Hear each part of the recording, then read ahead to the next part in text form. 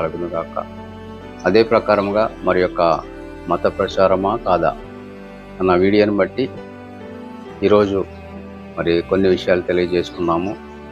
ఆ విషయాలు ఏమిటంటే, అమ్మ పెట్టదు అడుక్కొని తిననివ్వదు అన్న సామెత ప్రకారంగా మన భారతదేశంలో అనేక రకాలైనటువంటి కులాలు, మతాలు ఏర్పడినటువంటి మతాలను బట్టి మా మతమే గొప్పది కనుక మా గ్రంథాలు మీరు చదవద్దు, మా దేవాలయాలకి మీరు రావద్దు అనే అంశాన్ని బట్టి ఇప్పటికీ మరి సాటి మనుషులను మరి దూరపరుస్తూ అనేక మందిని మరి దేవుని యొద్దకు రాకుండా అడ్డుకుంటున్నటువంటి సమయంలో మరి 200 సంవత్సరాల క్రితము వచ్చినటువంటి బ్రిటిష్ ప్రభుత్వం వారు మరి ఏర్పాటు చేసినటువంటి ఈ క్రీస్తు మార్గాన్ని బట్టి మరి దేవుని కృపను బట్టి పేదవారైనటువంటి దళితుల వద్దకు వచ్చి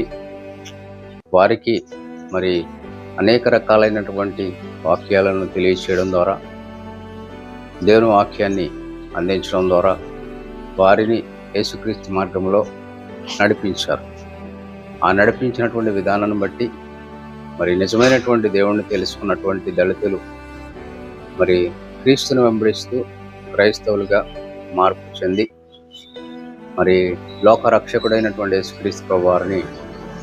అంగీకరించి పరలోక రాజ్యానికి చేరడానికి, వారి కుటుంబ సభ్యులు మరి పరలోకం వెళ్ళడానికి, వారిలాగే అనేక మంది కూడా దేవుని వాక్యాన్ని అంగీకరించాలన్న ఉద్దేశంతో సువార్త ప్రకటిస్తున్నారు. మరి ఈ సువార్త ప్రకటన సందర్భంగా మరి యేసుక్రీస్తు ప్రభు, యేసు అనగా రక్షకుడని, క్రీస్తు అనగా అభిషక్తుడని, ప్రభు అనగా రాజు అని, మరి రాజుగా యేసుక్రీస్తు